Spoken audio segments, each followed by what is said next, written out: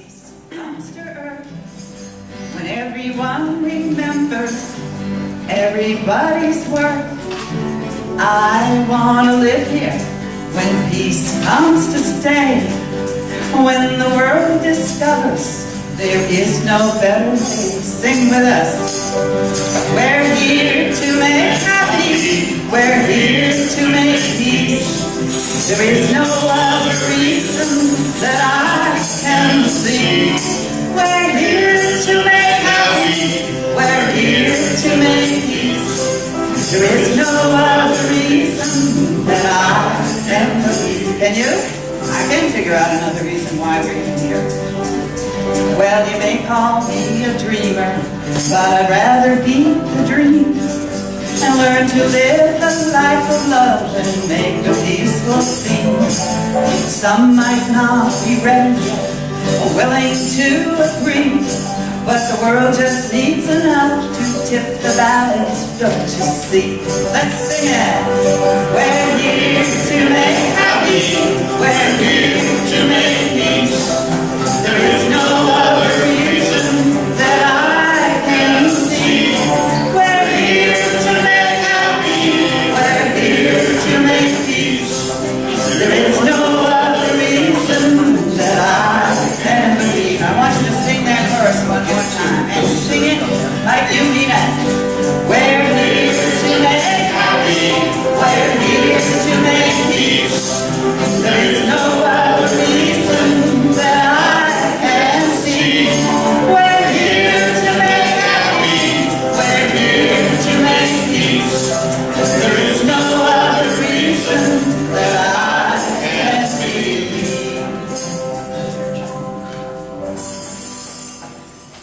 We are here gathered to celebrate the International Day of Peace, which began in 1981 as the result of a United Nations proposal and resolution, and has continued every year for the last 31 years. Today, more than 150 cities worldwide are standing together in one form or another of reverence, gratitude, and humility, yearning for peace, the peace that is in our hearts, that it might be in our world. Our purpose today here is to celebrate the vision of peace that we long for, the oasis of peace that we search for, and the moments of peace that we strive for. In the culture of violence that we live in, which would pull us off course if it could, which would discourage us into apathy and resignation, and make us believe that peace is out of reach. But our vision for peace is clear enough to penetrate the smoke and strong enough to outlast the terror and destruction, because it is so deeply ingrained in our souls that it cannot be moved. Where does peace begin? Within. The theme of the International Day of Peace this year is education for peace. Where does education for peace begin? Within. Within our hearts, our minds, our motives. But how can we educate for peace? We can be role models for peace individually through our thoughts, our words, our actions, and our reactions, if we will work at being the peace we want to see in the world. Being the peace we want to be in the world. We can be role models for peace through our interactions with others, because while we do not have control over another person's actions or reactions, we actually do have 100% control over our 50% of any interaction or reaction. Think about that one. And come to my class on the power of listening if you want to work on me. That's very true, isn't it? And with me on how to control the 50% of that relationship. We can also support those who are role models in our community, who exhibit leadership, teamwork, and collaboration in government, like the mayor of our own City of Peace, Mayor Barbara Brewer. Would you stand?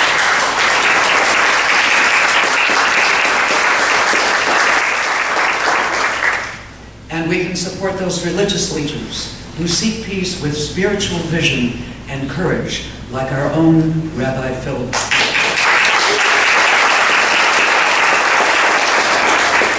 And we can educate for peace nationally through legislation in Washington, like House Resolution 808, which would create a Department of Peace Building and put a Secretary of Peace at the table with the Secretary of Defense and the Secretary of State to advise the President and his cabinet that there are ways to deal with violence without being violent ourselves.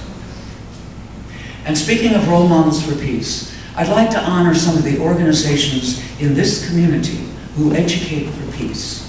You know, we are a city of peace, and as I thought about this, I was amazed at how many organizations already are working for peace in their own way. All that you've seen here today, and if there's anybody from the organizations that I'm going to mention, when I mention them, please raise your hand. These people and these organizations educate for peace through the vision that they hold in their organization and through the activities of their members. Organizations like Mainstay, which works to build and support a community free of domestic violence and provide shelter and comfort for the abused. Like The Healing Place, where Charlie works, or used to, Charlie Rogers, which provides specialized confidential services to help men, women, and children recovering from sexual violence. The Interfaith Assistance Ministry, which provides emergency relief to Hendersonville County residents in financial crisis. Interfaith Action, which was previously called Interfaith Ministerial Association, which combines clergy and laymen for the purpose of fostering understanding among religions and collaborating to support causes in our community that need support. Friendship Force International, where's Betsy? Several of you, wonderful. Where people in our community open their homes to people around the world in an exchange program that fosters understanding among cultures. Friendship Force International was nominated for the Nobel Peace Prize in 1992 as the result of their initiatives between the United States and the Soviet Union. Like Feed the Kids Coalition, which Jerry and others work for, which operates how many days a week, Jerry? Every Friday. Every Friday. And she's been doing it for how many years? 4 years. How many? Almost 4 years. 40? Oh, 4. Okay. There's my question. Okay.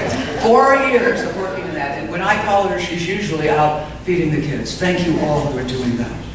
Like our Boys and Girls Club, which is considered the best in Southeast United States, Southeastern United States, that offers a place for kids to go and grow after school, providing guidance, education, and character development. Like the Dispute Settlement Center, which provides mediation so that people can resolve their differences without going into legal battles. Like Women in Black, Jane, Jackie, who else is here from Women in Black? Ginny and others are here. Committed to peace with justice and actively opposed to injustice, war, militarism, and other forms of violence. And they're out in front of the courthouse every Friday for the last 100 years. Right? Always there. Like the League of Women Voters, who work on, it's Nancy and others, who work on issues like protecting and engaging voters, defending the environment, and devoting themselves to endless research so that they can provide objective, fact-based information to American voters and elected officials. Like the Venerable Panavatis, who I don't see here at the moment, but some work with her, and it's Sandy, and her My Place for homeless youth, where she houses, supports, and trains young people through teaching them skills in business at her gluten-free bread company on 7th Avenue.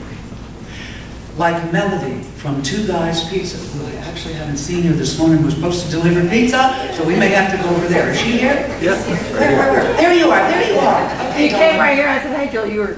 You got it? Huh? Okay. All right.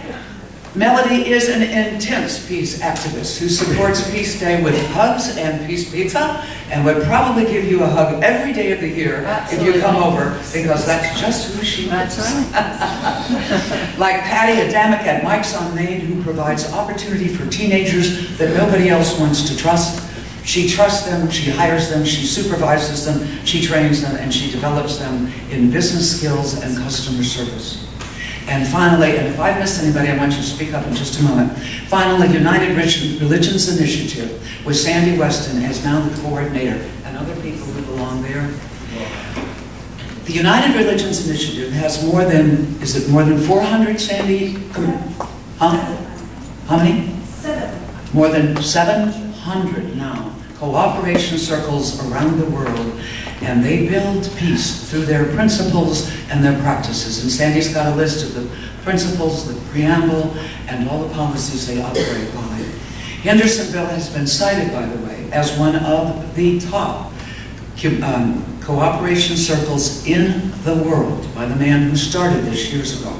And one reason is because our URI has an Academy for Peace, in which they offer courses. We offer courses in peace building throughout the year. It is also co-sponsored by the Department of Peace Building.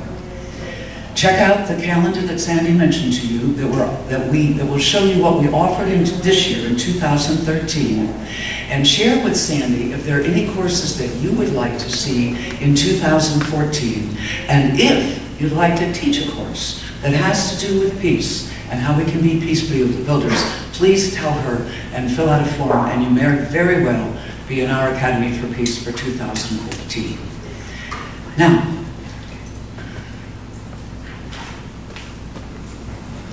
could we have a round of great appreciation for the City of Peace Builders that we have in Hendersonville?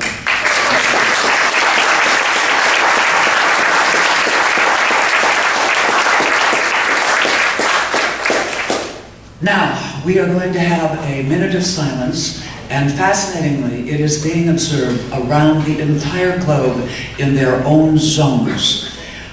I want us to do two things, and anything else you want to do in this moment. Number one, honor those who have given their lives in the military or lost their lives on the streets, in the schools, in the theaters, and the restaurants, and the military facilities, all of which we thought were secure.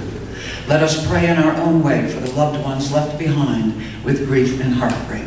And secondly, let us resolve to recommit to our own visions of peace and our passion for bringing it to bear in our lifetime. There is always more that we can do as individuals. And let me close with saying, I love Dr. Martin Luther King's most evocative statement that he asks us to ask ourselves in the moments of trial and tension, whether it's individual, interpersonal, in our family, or in our work. How can I love more this moment? So in this moment of honoring peace and those on whose shoulders we have stood, let us ask ourselves, what can I do differently? Where can I contribute? How can I be the peace that is needed in this situation? And how can I love more this moment? We have a moment of silence, 1 minute of silence.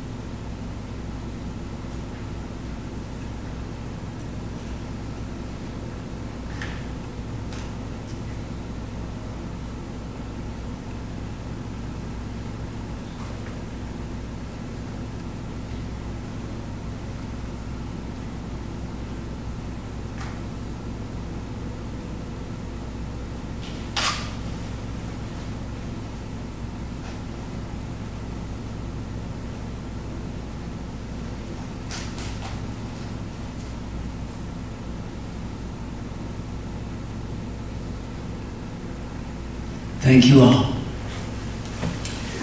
It is now my privilege to introduce the mayor of the City of Peace that we live in, Hendersonville, North Carolina. Mayor Vogt is one of the people who is a role model for peace. She is a leader, and she's a peace builder. And I know this because I have sat in city council meetings and watched her run the meetings, because I have read about her actions in the paper, and because I heard the most wonderful tribute paid to our mayor by the city manager, Bo Farson, when he left the position and moved out of state. I don't have the exact words, but I remember clearly the essence of what he said. He said, "I have been on many boards and teams in my career, but I have never been on one that worked together as well as this one, with the harmony and the teamwork that we have had with the mayor and the city council in this city. That is because of the leadership on the city council." Now, Mayor Vogt does have a peace pole right outside her office at 5th and Church Street, and she has supported us the last 5 years that we've been celebrating the International Peace together. She's been a role model for the last 4 years as the mayor of Hendersonville, and we want to be sure that she will be the mayor for the next 4 years. I'm pleased that I'm able to be with you today on this International Day of Peace, to recognize the efforts of the many organizations in Hendersonville working to make ours a more peaceable community. There's so much war, unrest, violence, hatred, and animosity around the world that we can't control. We can't stop the strife in Syria. We can't stop the slaughters of teenagers, as just recently happened in Chicago. But we can work here in Hendersonville and Henderson County with our friends, neighbors, and colleagues. The theme for this year's event is Peace Through Education. We usually think of education as what's taught formally in our schools, and peaceful resolution to problems is sometimes taught that way. The Henderson County Dispute Settlement Center, now a part of the Mediation Center of Western North Carolina, has held training sessions in our local schools to help young people learn how to deal with conflicts without getting into arguments and fights. But if you have kids, you know that they learn a lot more in school than what's part of the formal curriculum. Perhaps you remember the book by Robert Fulghum, All I Really Need to Know I Learned in Kindergarten. Some of his bits of wisdom are: share everything, play fair, don't hit people, put things back where you found them, clean up your own mess, don't take things that aren't yours, say you're sorry when you hurt somebody, live a balanced life, learn some and think some, take a nap every afternoon. When you go out into the world, watch for traffic, hold hands, and stick together. Regrettably, these positive lessons are not the only lessons our children learn. They also learn about bullying, and winning is everything. Our school teachers, counselors, and principals try to counter this through class discussions and by serving as the role models that Julie mentioned. But parents, grandparents, and other family members also need to be aware of the negative lessons that children can learn from their peers and be prepared to respond. Just this past week, my daughter related a conversation she had with my 6-year-old grandson who's in 1st grade. He announced to her that all black people are dirty, dumb, mean, and scary, and we shouldn't hang out. Well, after a few seconds of shock, the conversation continued something like this. "Aiden, why would you say that? Colin told me." "Where did Colin hear that?" "From his big brother." "Aiden, is Alex dirty, dumb, and scary?" "No, Alex is my friend. I like playing with Alex." "Well, you know Alex is black." "What about Cleveland's dad, Mr. Daniel? Are you scared of him?" "No, I like Mr. Daniel." "Well, he's black too, isn't he?" Conversation continued for a while longer, and Aiden was finally told to think about what he had said, why it was wrong, and how it could hurt his friends' feelings if they heard him say that. But one of the most disturbing parts of this is that Colin himself is African American. We must see that our children are educated in their schools and in our homes to have respect for others, and not to make broad generalizations about any group. We can also help our children learn about others by taking them to events or museums highlighting other cultures, reading books about children in other countries, or possibly even traveling with them to other cities and countries. We're blessed in Hendersonville with many people from many countries, ethnicities, races, and religions. And we're blessed to have a variety of peace-building groups bringing all of these together. Julie mentioned many of those in our community. I hope you've had a chance to visit with some of those who have displays here. They're working to educate others about how to come together as a peaceful community. One of the songs from the musical South Pacific has the following lyrics. You've got to be taught to hate and fear. You've got to be taught from year to year. It's got to be drummed into your dear little ear. You've got to be carefully taught. You've got to be taught to be afraid of people whose eyes are oddly made and people whose skin is a different shade. You've got to be carefully taught. You've got to be taught before it's too late, before you are 6 or 7 or 8, to hate all the people your relatives hate. You've got to be carefully taught. Yes, children can be taught prejudice and fear, but they can also be taught acceptance and peace. And I applaud those in our community who are working toward acceptance and peace. Thank you.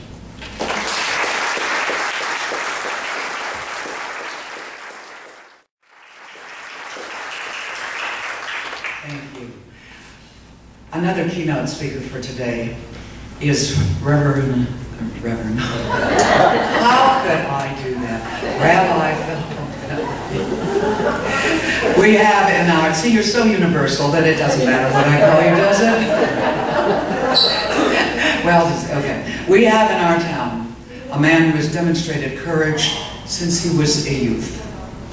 Back in the 60s, when the Nazis were demonstrating against the Jews in Skokie, Illinois, where Rabbi Bentley lived and close to where I lived, he took a stand as a pacifist and stood his ground for his convictions on what it takes to bring peace to our world.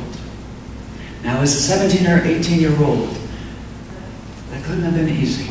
Well, that's when his courage began, or maybe sooner. Since then, he has taken his message and his talents around the world and worked as a mediator, extremely skilled in using compassionate listening as a tool to bring warring factions together. He works to establish dialogue in a way that brings divergent perspectives to a level of mutual understanding. That is no small feat. As a teacher and a scholar with a Master's of Art and a Doctor of Divinity, let us listen to the message that Rabbi Bentley has for us now.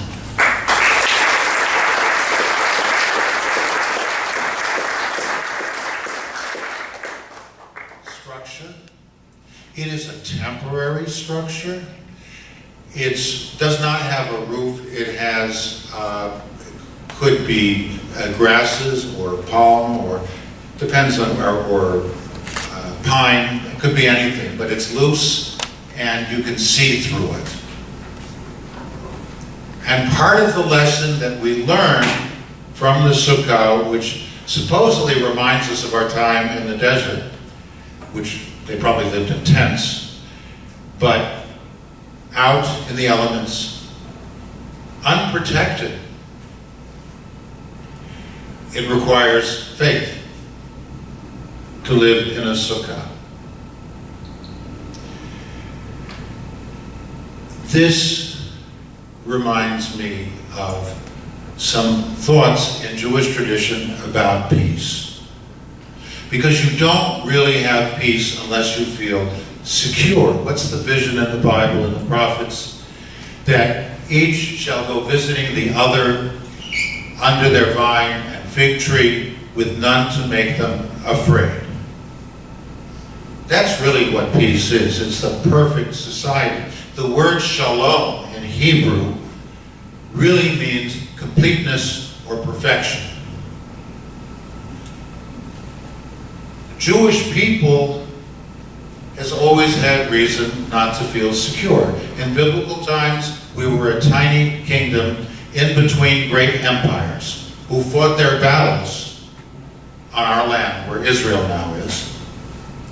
And we've lived for 2,000 years in diaspora, where we have no national borders, no army, no nothing, except ourselves and our community.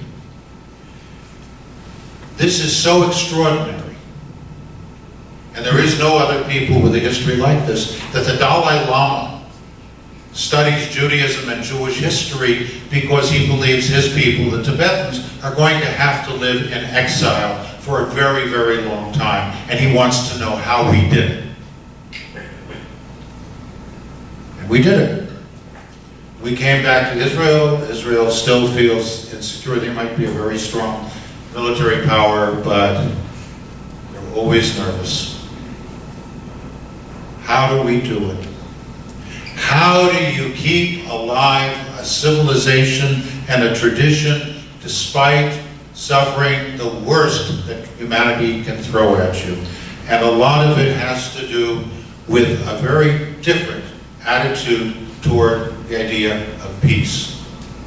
I'm going to give you a couple of stories about this. One is a story that takes place after the Romans had basically driven most of the Jews out of the land of Israel, and we have relocated in what is now Iraq. It was then Babylonia. The Babylonian rabbinate sent two of themselves back to the land of Israel to see how the communities in Israel were faring. This would be in the 2nd century. The names were Rabbi Ami and Rabbi Asi. And Rabbi Ami and Rabbi Asi would come into a town in the land of Israel, and they were recognized as messengers from where Jewish life had largely moved to, and were honored. And they said, "Bring us the protectors of the city." And immediately they would send for the local militia or police. And Ami and Asi would look at them and they say, "These are not the protectors of the city, but the destroyers of the city." They said, "Who are the protectors of the city?" They said, "The very protectors of the city are your teachers, who build your community and make you a community, and that makes you strong." Another story. This is really a commentary. In the Bible, in the book of Numbers, Moses sends 12 princes, one from each tribe, to spy out the land of Israel. This is after we've been out of Egypt only 2 years.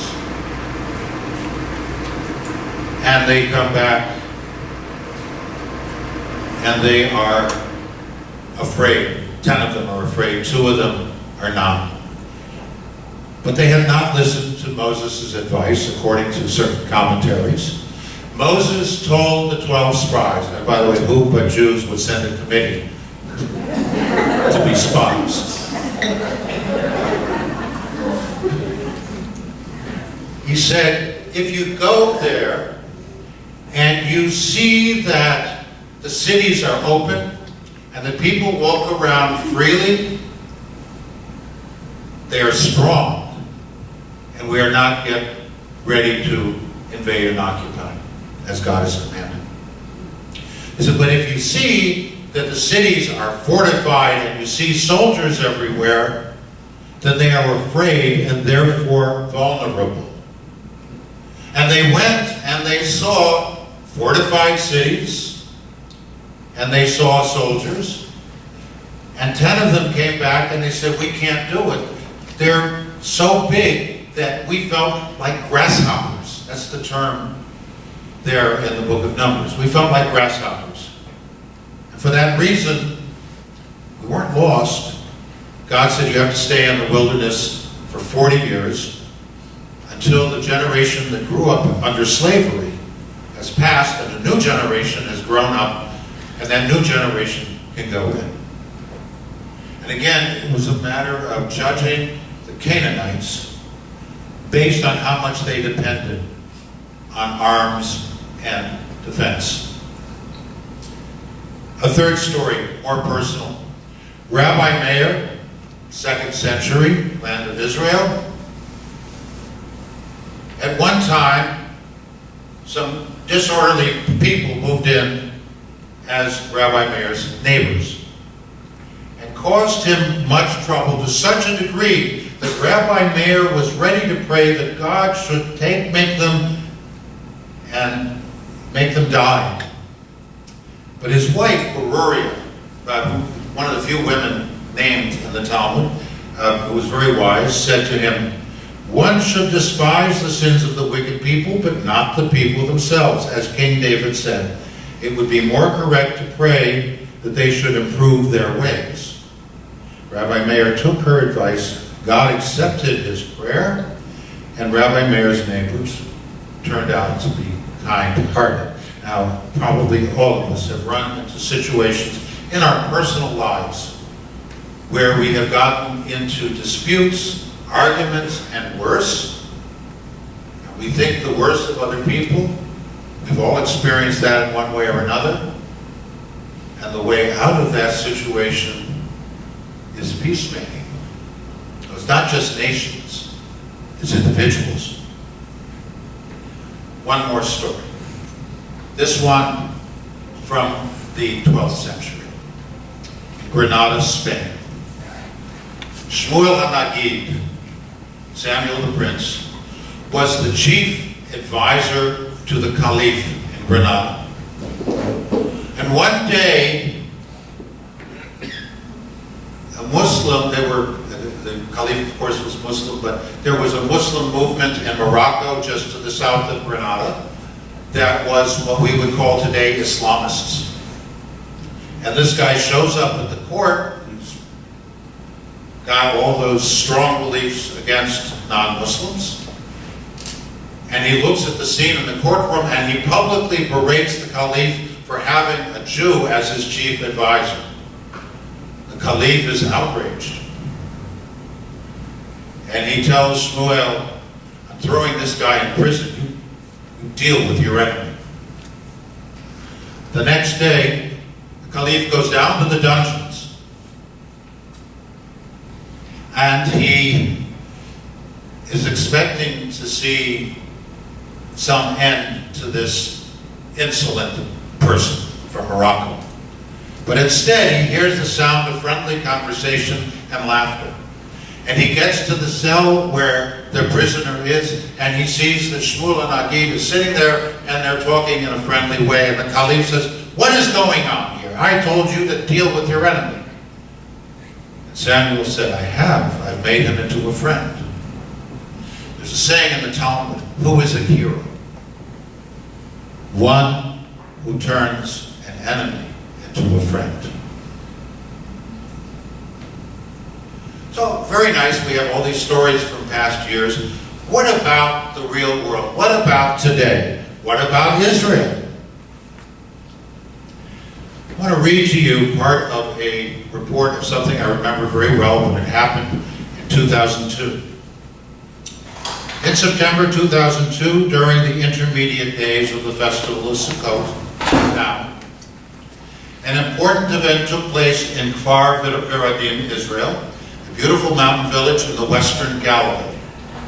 During these days, Jewish and Arab children, youth, and adults from various towns and villages in the region, as well as vacationers from other parts of Israel, gathered together in Kfar Viradim to participate in and experience Sukkot Shalom. And this is a term that we use in many synagogues called Sukkot Shalom, the dwelling place of peace. The events were organized, and gives the name of the conservative movement in Israel. After the event, many Jewish and Arab Western Galilee residents stressed how important it is that we maintain and broaden the special atmosphere created by the Sukkot Shalom. Together with our Arab and Druze neighbors, we are developing ongoing programming frameworks to facilitate greater dialogue, cultural and social contact. Our efforts have already had an impact upon the day-to-day relations between Jews and Arabs in our areas, and we know that there is much more work to be done. This was one event in one community. But I can tell you that there is a fund called the Fund of Abraham, because we refer to Jews, Christians, and Arabs as the spiritual children of Abraham, a book listing all of the organizations 25 years ago. And some of these are still around, some are not. New ones have taken hold. It was the size of a large city telephone book. Jews and Arabs envision peace and work for peace. Julie mentioned my work with compassionate listening. The idea of compassionate listening is very simple. The practice of it is very difficult. The simple idea is that if you engage in dialogue with people who are in arenas of conflict, and if you get them to talk about themselves, their opinions, their hopes, their dreams, also their suffering,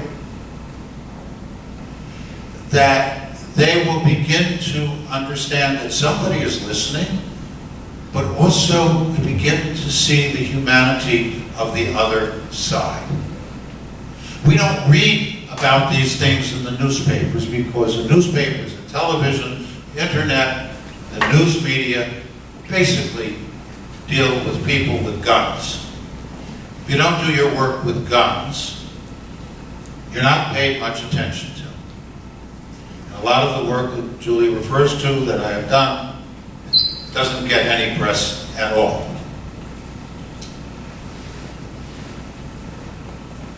I want to share with you something many of you may know. I heard it for the first time this week. One of the things I do locally, and I'm going to promote it now for a second. Lake Junaluska, which is the National United Methodist Conference Center, has had an annual interfaith peace conference every year for the past 6 years. I've been on the committee for that for 4 years. And they, founded by a guy who's just about to celebrate his 100th birthday. But these people brought together an astonishing group to hold conferences where we meet people who have done the work all over the world. Well, last week we had a committee meeting for our next conference, which is in March, and whose theme is health and peace and faith, and which I recommend. You're going to hear more about that from me one way or another. These meetings begin with what they call a centering moment. Even though this is a churchy type of group, they don't call it an opening prayer. So sometimes it's not a prayer. And my friend Paul Goebbels, Paul and I are basically the Hendersonville faction,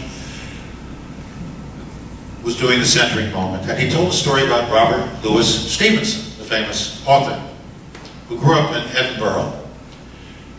And as a child, I believe in the mid-19th century, a small child, 6, 7 years old, one evening he's looking out the window as night is falling, and he's watching a civil servant lighting the street lamps, the gas lamps.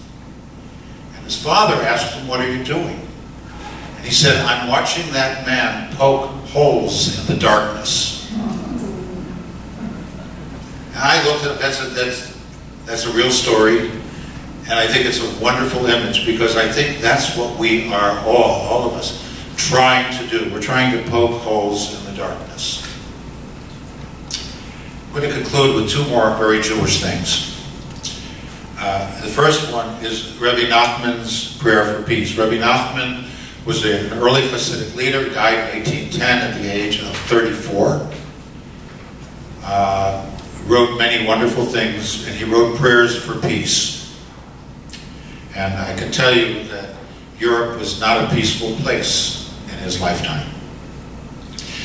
Lord of peace, divine ruler, to whom peace belongs, master of peace, creator of all things, may it be thy will to put an end to war and bloodshed on earth, and to spread a great and wonderful peace over the whole world, so that nation shall not lift up sword against nation, neither shall they learn war anymore. Help us and save us all, and let us cling rightly to the virtue of peace. Let there be a truly great peace between every person and their fellow, and between husband and wife, and let there be no discord between people, even in their hearts. Let us never shame any person on earth, great or small. May it be granted unto us to fulfill thy commandment, to love thy neighbor as thyself, with all our hearts and souls and bodies and possessions. And let it come to pass in our time, as it is written. And I will give peace to the land, and you shall lie down, and none shall make you afraid. I will drive the wild beast from the land, and neither shall the sword go through your land. God, who is peace, bless us with peace. Amen. I'm going to conclude with a song. So I get my axe.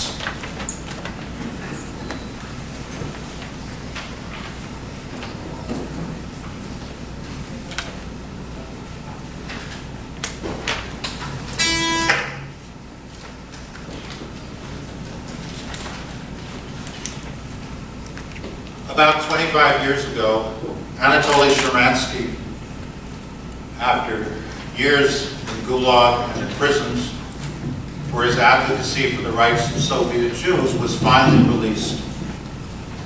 And I was at a public rally at the UN at which he spoke.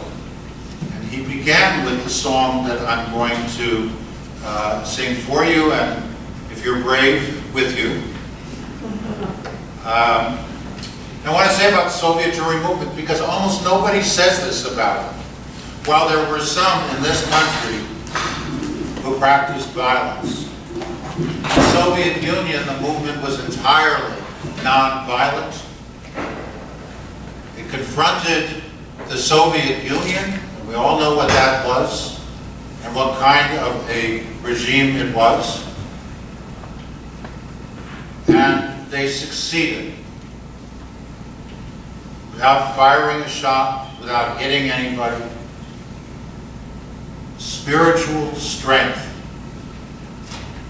of nonviolent activism is far beyond what most people understand. As I say, most people who know about Soviet Jewry are surprised when I describe it to them as a completely nonviolent movement.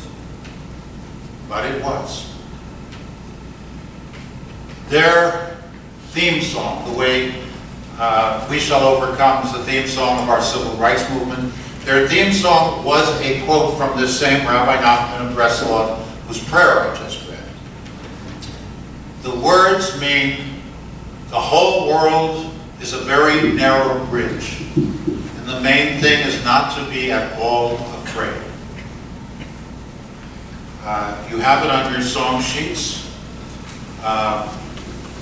We'll try the words, but this is a country song, but the country is Russia. So it's a little, not going to be easy, and the language is Hebrew. But you can try repeating back to me the phrases. Kol ha'olam kulo.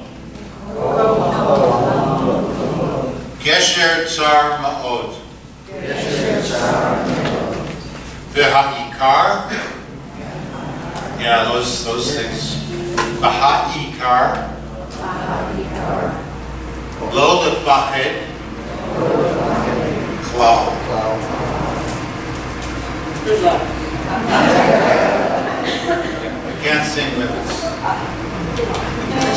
I'm sorry, the song is almost dropped off the repertoire in the Jewish world. Kol ha'olam kulo, gesher tzal me'od, gesher tzal me'od, gesher tzal me'od, kol ha'olam kulo, gesher tzal me'od, gesher tzal me'od. Ve'ha'ikar,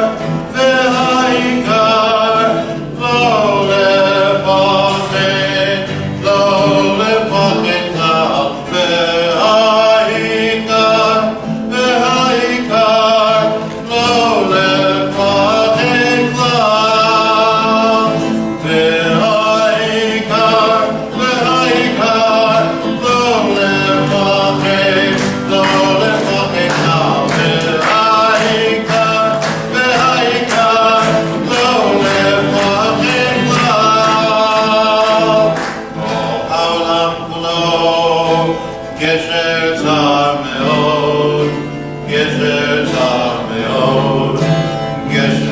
star.